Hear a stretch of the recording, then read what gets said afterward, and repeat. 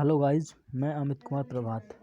कला सीरीज की ये आज दूसरी वीडियो है और आज हम यहाँ पढ़ेंगे कला के प्रकार। चलिए शुरू करते हैं।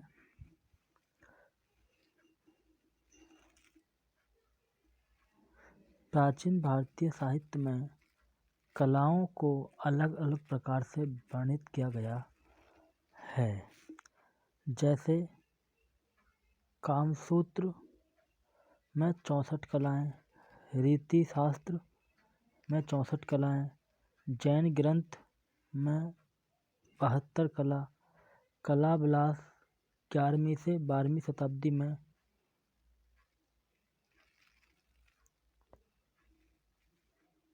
कश्मीरी पंडित क्षेमेंद्र ने अपनी उत्कृष्ट रचना कला विलास में कलाओं के विभिन्न प्रकार से वर्णित किया है। जैसे सोनार की 64 कलाएँ, वेश्याओं के लिए 64 कलाएँ, जनोपयोगी 64 कलाएँ, सार कलाएँ 100 कलाएँ, भेषज कलाएँ 10 हैं।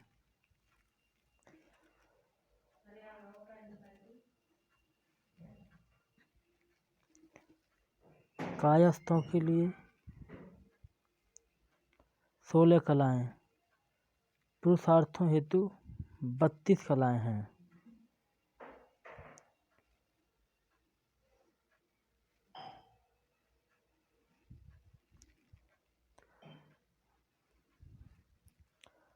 आगे देखते हैं कलाओं के प्रकार।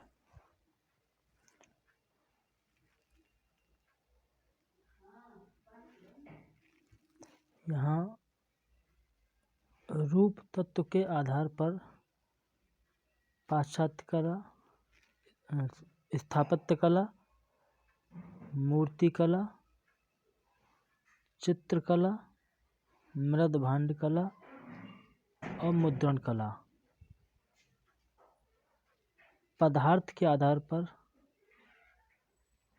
प्रस्तर कला, चित्रकला, दंतकला, मृत्तिका कला आदि। माध्यम के आधार पर चित्र, मूर्ति, स्थापत्य आदि। सहजता के आधार पर काव्य, संगीत, नृत्य, अभिनय आदि।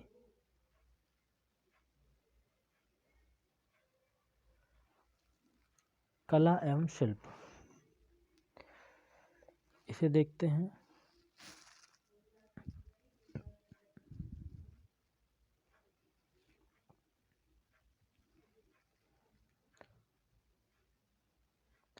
ललित कलाएं।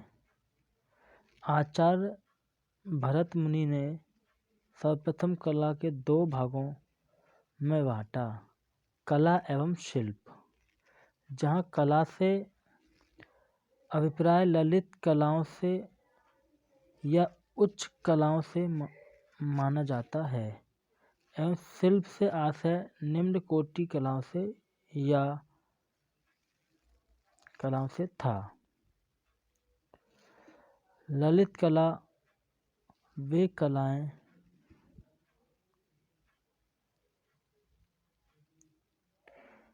जो हमारे भावों की व्यंजना में सहायक होती हैं, उन्हें हम ललित कला कहते हैं।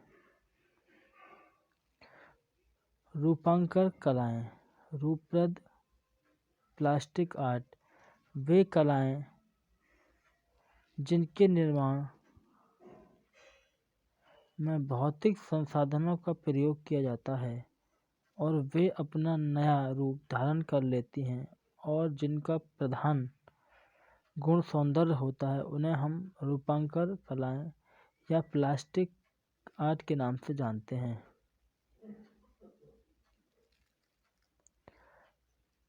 कला का वर्गीकरण।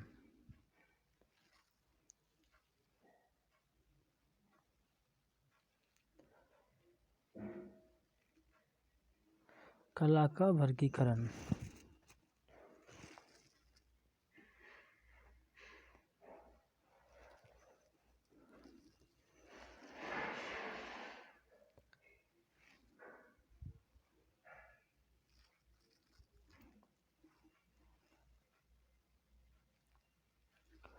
कला का वर्गीकरण। आधुनिक कला में कला का वर्गीकरण मुख्यतः दो बिंदुओं पर किया जाता है: ललित कला और उपयोगी कला।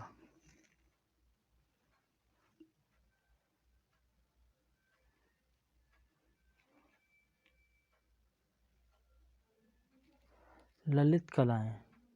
ललित कलाएं वे कलाएं हैं जो हमारे भावों की व्यंजना में सहायक होती हैं, जिनका प्रधान गुण सौंदर्य होता है।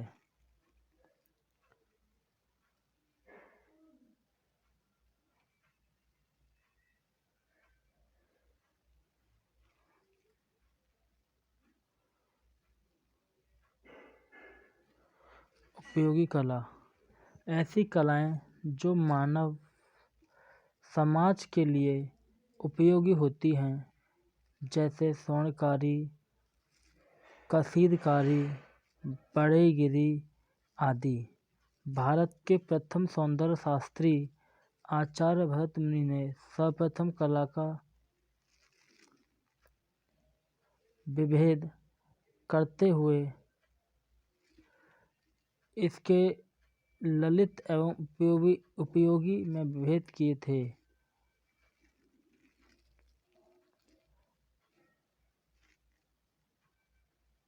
पाणिनि ने अपने अष्टाध्यायी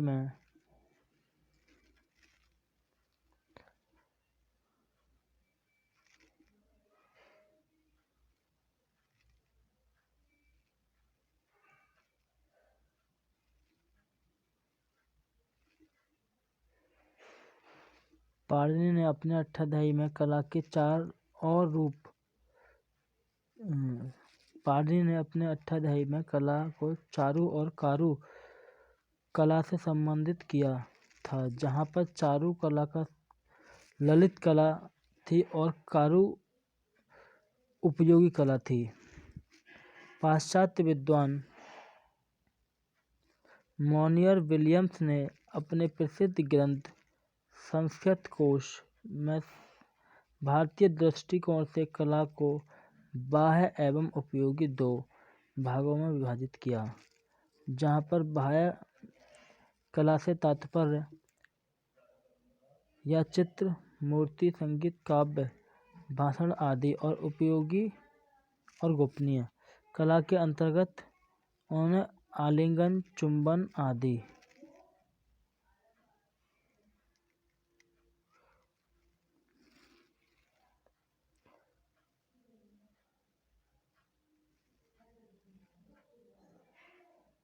से संबंधित कलाओं को रखा। यूनानी दार्शनिक प्लेटो ने सर्वप्रथम काव्य को कला के अंतर्गत समाहित करते हुए कला के विभाजन करने का प्रयास किया। अरस्तु ने अपने ग्रंथ भाषण शास्त्र में कला के उपयोगी एवं ललित दोनों होने के संकेत दिए थे। तो प्रसिद्ध जर्मन सौंदर्य शास्त्री हीगेल ने यूरोप में सर्वप्रथम विश्व की समस्त कलाओं को विकास के आधार पर तीन भागों में विभाजित किया था: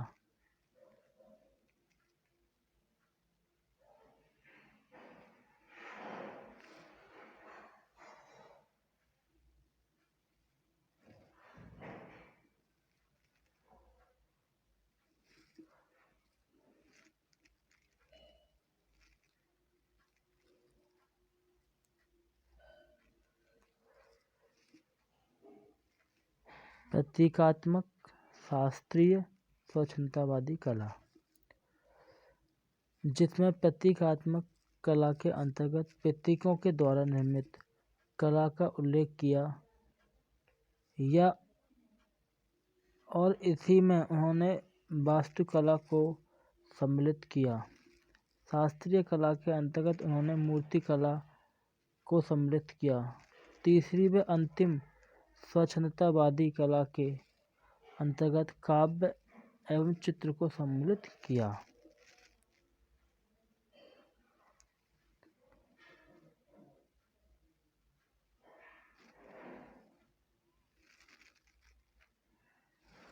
इस प्रकार हीगेल ने ही सबसे पहले अपने प्रसिद्ध ग्रंथ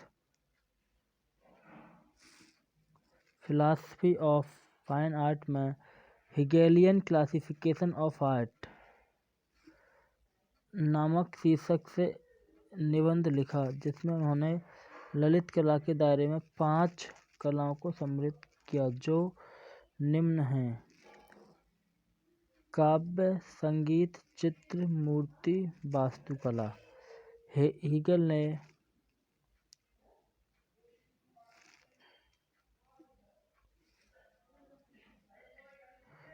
ने ललित कला के दायरे में जो 5 कलाओं का उल्लेख किया, उनमें उन्होंने काव्य को प्रथम स्थान पर रखा, जबकि पाश्चात्य अथवा वास्तुकला को सबसे अंतिम व निम्न कोटि की कला माना।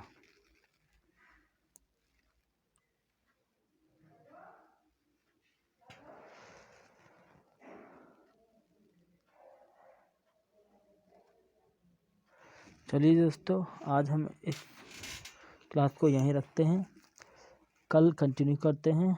अगर वीडियो अच्छा लगा हो तो इसे लाइक करें, शेयर करें और कमेंट ज़रूर करें। सो थैंक यू, धन्यवाद। जय हिंद, जय भारत।